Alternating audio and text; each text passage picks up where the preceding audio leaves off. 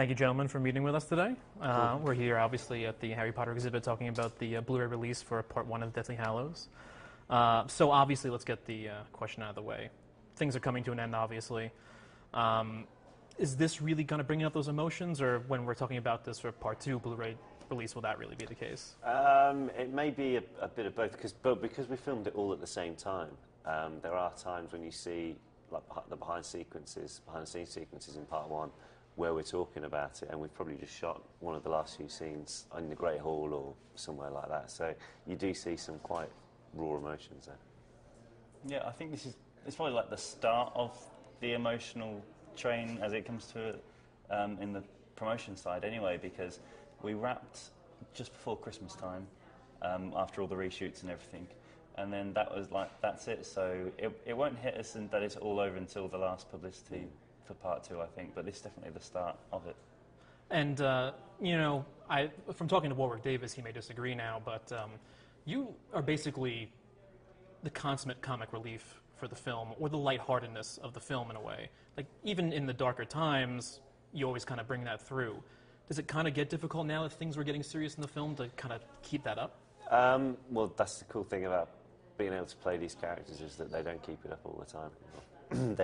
They've got to the point where they're like, right, this is dangerous now, and they just go with it. So that's cool, being able to play the same character but two totally different parts of that. So it's been cool to be able to do that. Any different feeling on that? Yeah, no, I mean, we never really thought of it as we have the comedy element when we're doing it. It's just like we just get on, like, everyone has their own characteristics to do, but we're allowed just to prat around and just like, we don't have to take ourselves too seriously in doing it. But the cool thing with what David Yates does is that he brings through more emotional side to the characters, maybe not when they're in the foreground of shot, but like when they're in the back of shot kind of thing. So we're lucky to play characters which can have a mess around, but like I was saying, in Part 1 and definitely Part 2, the emotion completely switches. Well, that being also then, aside from just the comic idea of it, now that the characters it's a lot darker and they're growing a lot more, has it changed the way you approach your work ethic day to day? Yeah, definitely. I mean, especially the way David got us to be acting about it. He said, you know, there's a part in Part 2 where he was, can you relate that to a part in your life when you felt that way? And I was thinking, yeah, I can. I don't necessarily want to go there, though. And he said, if you think it will work, do it. If you don't, then don't. And I went there, and it was pretty, like, you get a really genuine feeling for it. But there were some tough parts in doing it that way. But you definitely get a more real sense of it. Fantastic. Yeah, no, it's I guess that, the way that David, just going back to how he gets you to go through it all, he's really a cool guy to do, and I've never seen him get angry. He's always like, it could be like Monday morning, 6 a.m. or something, and he'll come bouncing over really happy. And it's just like, how? Does that put you on edge a little bit more though, waiting for that day that maybe he changes? No. If he does change, yeah. But I think that as we've got older, that we've just become, like, professionally, you look at it as a job as well as having fun. Whereas obviously when we were 14 when we started, it was a great laugh to be able to do all this stuff. But then you kind of realise how big it is. So you've got that responsibility. Yeah. Perfect. Thank you, gentlemen. I appreciate it. Cool. Thank you. Have a good day. Cheers. Thank you very much for meeting with me. I'll have questions for both of you, but I'll actually direct it first to Mr. Davis, if you don't mind. First of all, you're amazingly hilarious, and I never knew that about you, so thank you very much. Thank you very much indeed. You are one of the actors in the film that have a, pretty big history in film, and especially kind of sci-fi fantasy epics. Yes. So when it comes to kind of introducing method to the younger actors, do you find there's a problem maybe kind of meeting that fine line between stepping that boundary of method for the film and method for you as an actor? I don't think I ever imparted any kind of advice onto the younger members of the cast, particularly. They've just been brilliant ever since we started. I mean, all of the cast, and it really is an ensemble effort. The whole thing. And so it was just about us all kind of getting on with what we were doing, and everybody knew their role and what they needed to do. And you know, we had some great directors throughout the series to kind of lead us through everything, and so it was well taken care of, absolutely, and they're also capable as well. If we're particularly talking about Dan, Rupert, and Emma, they're very capable performers, even when they're in their very, you know, younger days on their first film. You know, right up through to Deathly Hallows Part 2. You know, it's just amazing seeing them grow as people, individuals, and actors as well. And for you, Ms. Lynch, you know, since you're jumping into the films a little further into the process, was there ever a point where you felt that there was some where you kind of had to ask somebody something, or was it some point where you just kind of went with the flow? But do you mean you had to ask for advice? Like, just knows like everything more anyway. method, you know, like It's not necessarily acting, you know, tips, but you know, just like the idea of, you know, like the way the flow of the set moved. Yeah. Well, I mean, I asked about lots of technical things, like what's that clapper thing, and still don't know what that is. But no, not really. Never a time where I sat down and said, "What do I do?"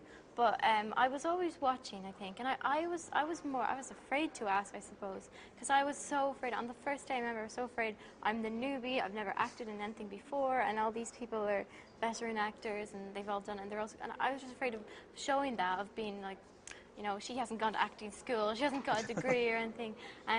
But I think what I learned, like, I was so trying to be perfect and say it the exact same every time, and what I learned, like, seeing them, was that everyone, they play with it. They don't just, it's not, yeah, it's more than acting it. They're having fun, you know, and they're like, maybe I'll try it this way or this way. Especially, I think, Helena Bonham Carter, she's fascinating to watch because she's moving all the time, and as she's, even in between scenes, she's like working it out and going with it. And yeah, I think I picked that up, that it's not about perfection, it's about experimenting. Yeah. Perfect. And you know, knowing where your characters are going now, but before you knew that, was there ever a time that you kind of changed the way you saw your character before the next movie started, because not knowing where that growth was going to come from? Yeah, I suppose you didn't. I mean, it was a kind of an amazing thing when you found out you were going to be in the next movie, you know, because we weren't shooting these.